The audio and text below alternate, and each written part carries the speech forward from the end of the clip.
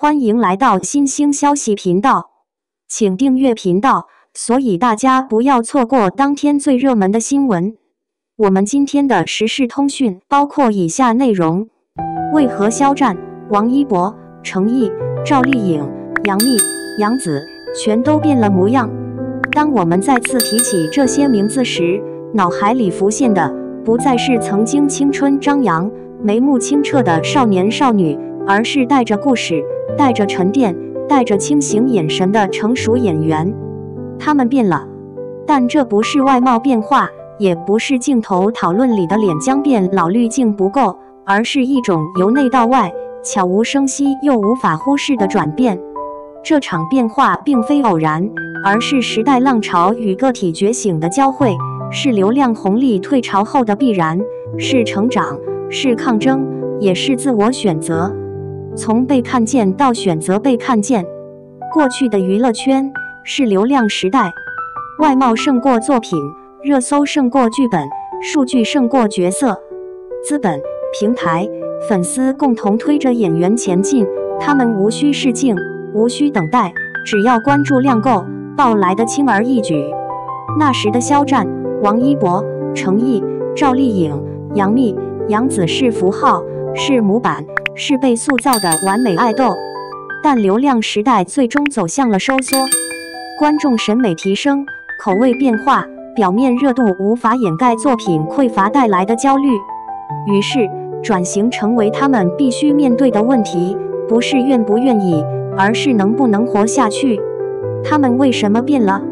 因為不變就會被忘記。行業捲，觀眾挑剔，流量光環褪色後，剩下的只有作品。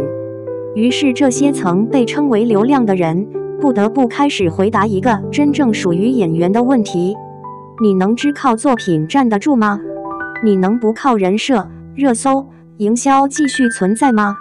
他們的答案不盡相同，但方向一致。變、突破、重塑。個體視角，6個人，6種蛻變方式。肖戰從光環之巔到沉默修煉者。如果要選一個經歷過最鋒芒也最寒冬的人，肖戰無疑是其中之一。陳情令讓他成為頂流，但隨之而來的爭議、輿論、攻擊，也讓他比任何人更早意識到，數據是脆弱的，唯有作品不會背叛。於是他開始沉下來，不再只出演古裝劇，而是在夢中的那片海中挑戰時代青年，在舞台劇《如夢之夢》中打磨台詞與表達，不再被粉絲需求牽引，而是主動選擇角色方向。他的變化體現在眼神裡有故事了。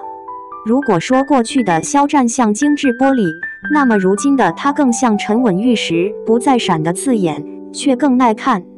王一博沉默卻堅定地離偶像更遠。王一博給人的轉型方式是硬闖，他不解釋，不發聲，不迎合，而是直接用作品來拆掉偶像標籤。《冰與火》裡他演七毒警，一身狼狽沒有濾鏡；《長空之王》裡他演飛行員，放棄偶像式表演。綜藝、舞蹈、賽車，他不斷拓編自己人生版圖。很多人誤解他的冷漠，但他的轉型邏輯其實極其清晰。不是我要證明給誰看，是我要對自己負責。他接受自己成長的速度，不急，不吵，不解釋。沉默是他的武器。程毅從古裝美貌到角色靈魂的雕刻者。程毅的成長是悄然發生的。一開始他被貼上標籤，古偶男主專用臉，雙引號。但琉璃沉香如謝蓮花樓一路走來，他沒有固守安全區，而是在細節裡增加層次。從苦情到清冷，從悲意到灑脫，從單一形象到角色帶魂。觀眾開始意識到，他不是靠古裝活着，而是靠情緒控制力和角色理解力。如今的程毅不再只是長得好看，而是演得讓人記住。趙麗穎永遠不要低估一個清醒而努力的女人。趙麗穎的轉型是這6人中最成功也最震撼的。他一步步撕掉了傻白甜瑪麗蘇女主的標籤。知否，穩重克制的盛明蘭，誰是兇手？心裡陰暗的角色嘗試，風吹半夏，獨立、狠、野、生長。他的眼神變了，過去是委屈、堅強，如今是鋒芒、底氣。他證明了一件事：演員不是年齡越大越失去機會，而是越有閱歷，角色越有厚度。楊冪從永遠少女到坦然大人，楊冪的變化是鬆開自己。曾經她被少女感審判，但她後來突然釋然了，不再執着濾鏡，不再害怕成熟，不再逃避年齡的到來，開始做制片人，經營公司，審劇本，而不是等機會找上門。她變得清醒、理性，也更真實。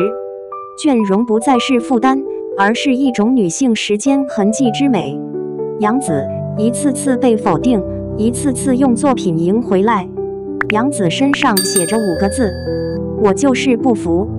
雙引號。她不是天選美貌，也沒有開掛資源，更沒有資本背書。她的路是靠一部部作品鋪出來的。香蜜沉沉燼如霜，讓她回歸一線。餘生請多指教，讓她破圈。長相思讓她站穩實力派。很多人說她不是最漂亮的，但她卻是最會演情緒的。而如今的她比任何時期都篤定。